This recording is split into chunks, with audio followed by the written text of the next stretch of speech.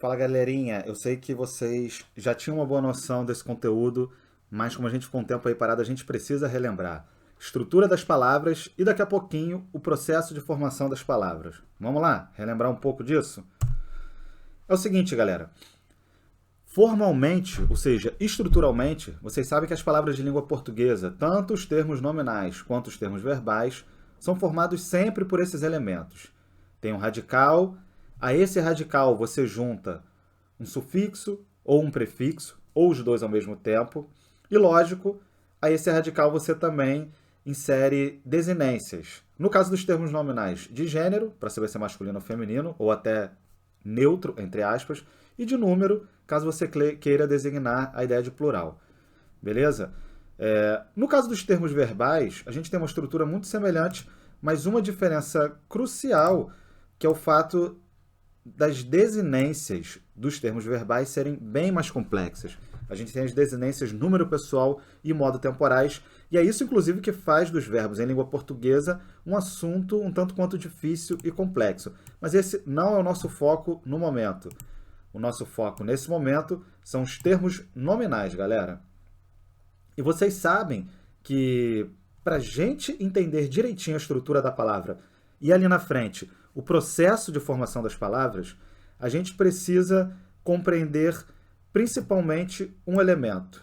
E esse elemento é o radical da palavra, e é ele que a gente vai relembrar agora de alguma maneira, tá bom? Deixa eu apagar isso aqui. Vamos para o próximo slide? É o seguinte, como descobrir o radical de uma palavra? E mais, você deve sempre ter a capacidade de descobrir o radical de uma palavra, porque a partir do momento que você descobre o radical, você sabe que o que sobra são ou prefixos e sufixos ou desinências. Descobrir o radical, tudo fica mais fácil de ser percebido quando você está fazendo essa análise estrutural de um vocábulo em língua portuguesa. O radical, galera, é o elemento mais importante de uma palavra, porque é ele que contém o significado básico de um termo, né? É ele que traz a ideia do que aquilo significa no mundo real, no mundo extratextual, melhor dizendo assim, tá certo? Então, é sempre muito importante a gente ficar atento a isso. E como a gente descobre o radical de uma palavra? Vamos pegar um exemplo aqui de uma palavra simples e que a gente tem ouvido muito no noticiário, uma palavra relacionada a essa, né? Que é a palavra panela. Gente, para eu descobrir o radical de uma palavra, o que eu faço? Uma lista com pelo menos 3 ou 4 palavras relacionadas a essa mesma ideia. Percebam bem, é importante em língua portuguesa vocês entenderem que não basta apenas vocês criarem uma lista de palavras com letras iguais. Porque às vezes a gente vai ter letras iguais numa palavra, mas elas vão significar coisas totalmente diferentes, o que vai provar que elas não estão na mesma família de palavras. Esse é o caso da palavra manga, né? Manga, quando você se refere a manga de camisa, e manga, quando você se refere a fruta, não tem relação nenhuma uma com a outra. Elas têm origens completamente diversas. Então, cuidado. Ao fazer um exercício de descoberta do radical, de formação de palavras, tentem perceber se naquela lista de palavrinhas que vocês estão utilizando, galera, a ideia contida no radical remete ao mesmo objeto, tá bom? É isso que vai acontecer mais ou menos aqui. Vamos fazer uma lista? Panela, panelada, panelão, panelinha, panelaço, que foi a palavra muito ouvida aí nesses dias, e paneleiro, uma palavra aí do vocabulário do futebol, mas também pode ser o profissional que produz panelas.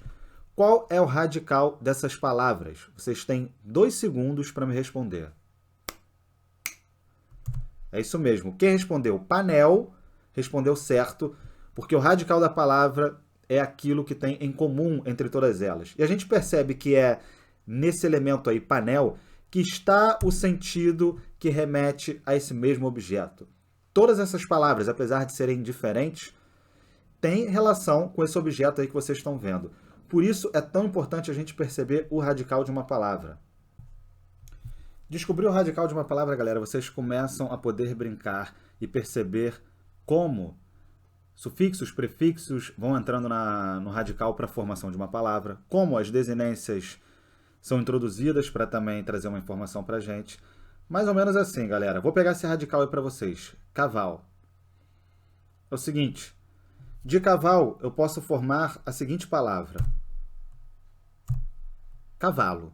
Palavra muito simples, a mais básica, a primitiva de todas essas. Caval é um radical, galera, não é uma palavra. A palavra caval não existe.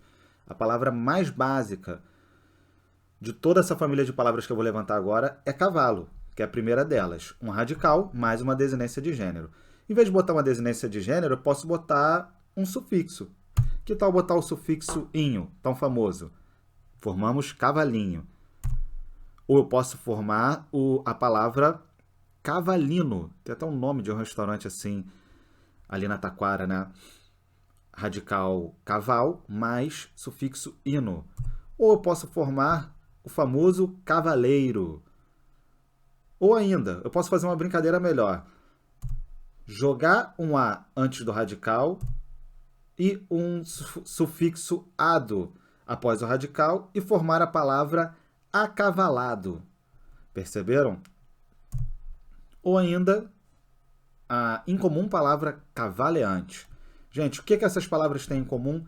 Todas elas remetem à mesma ideia, que é a do animal que relincha, o quadrúpede com crinas, né, e pelos brilhantes, muito utilizado para carregar pesos ou transportar os seres humanos com velocidade entre tantos descampados. Cavalo, galera.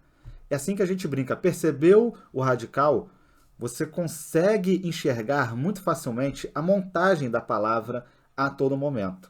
Ok?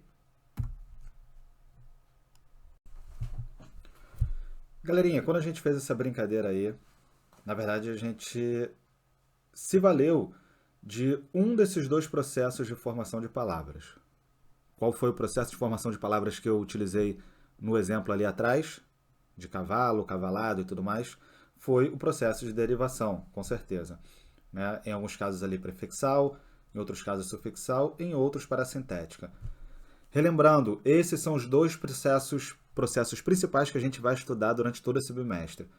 Os processos de derivação, principalmente os três primeiros, prefixal, sufixal e derivação parasintética, e os processos de composição, por justaposição ou aglutinação. Vamos relembrar essa parada aqui rapidinho? É o seguinte, galera. São esses os dois processos de formação de palavras principais que a gente vai estudar. Existem outros, mas por enquanto a gente vai ficar neles. E é o seguinte, nos processos de derivação, principalmente, a gente tem esses três tipos, como eu já enfatizei. Derivação prefixal, que é o que, galera? Nada mais, nada menos do que você inserir um prefixo a um determinado vocábulo ou radical, ok? Nós também temos o processo de derivação sufixal, que, como vocês lembram, é quando a gente acrescenta um sufixo, ou seja, um elemento após o radical, e a gente também tem a derivação parasintética. Essa era um pouco mais complicada, eu espero que vocês lembram. A derivação parasintética é quando a gente junta um prefixo e um sufixo ao mesmo tempo na palavra. Se você tirar qualquer um desses elementos, você vai perceber que eles não farão sentido, porque não existe, por exemplo, nessa palavra tardecer e também não existe em tarde. Você precisa de prefixo e sufixo ao mesmo tempo para formar uma palavra por derivação parasintética. Ok? São os processos mais formais, os que a gente mais utiliza no dia a dia e os que vocês precisam memorizar melhor. Os outros dois processos são esses aqui, galera. Derivação regressiva é quando você forma um substantivo, geralmente a partir de um verbo. Né? Você tem, por exemplo, o verbo chutar deu origem ao substantivo o chute. O verbo socar deu origem ao substantivo o soco. O verbo beijar deu origem ao substantivo o beijo. Isso é uma derivação regressiva. Geralmente você tem um encurtamento da palavra, reparem nisso. Né? Ou ela permanece do mesmo tamanho, ou ela é encurtada, porque ela é uma derivação regressiva. Se aumentar o tamanho da palavra, não é derivação regressiva, é outra coisa. Ok? E a gente tem também a derivação imprópria, galera. A derivação imprópria é quando você...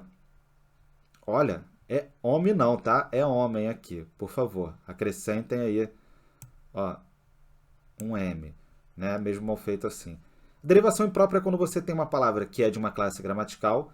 Nesse caso aqui, jovem, quase sempre ela é um adjetivo, né? Caracteriza um substantivo. E o que a gente faz? A gente acaba transformando ela, por alguns motivos, pelo uso talvez muito comum, em substantivo. Então, uma palavra que era adjetivo sofreu uma derivação imprópria e virou substantivo. Isso é muito comum, principalmente com adjetivos, né? A gente tem por aí homens negros ainda sofrem preconceito no século XXI, né? Em vez de você falar os homens negros, depois você vai falar os negros, ok? E é por aí, galera. Isso é a derivação imprópria, tudo bem?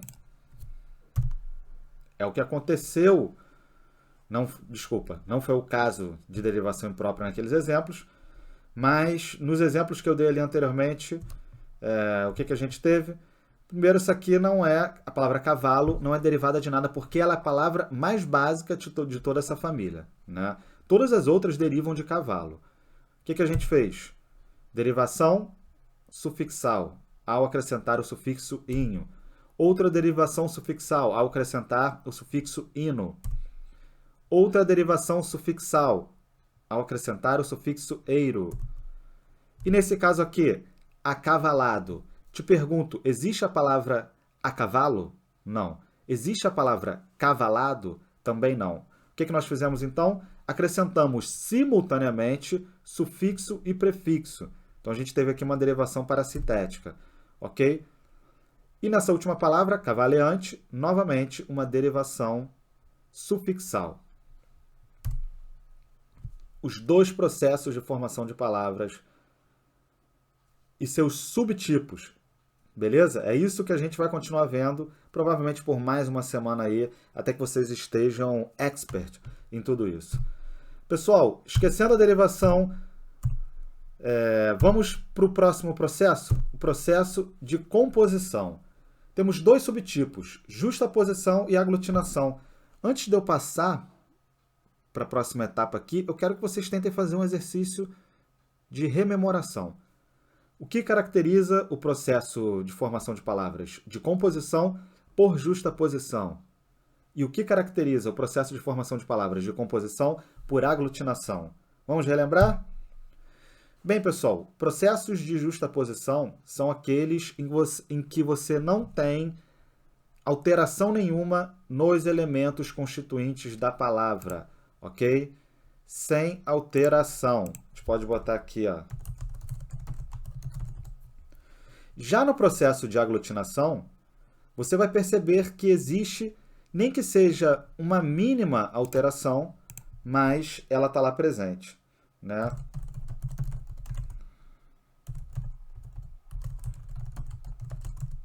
Sejam elas leves, moderadas ou bruscas.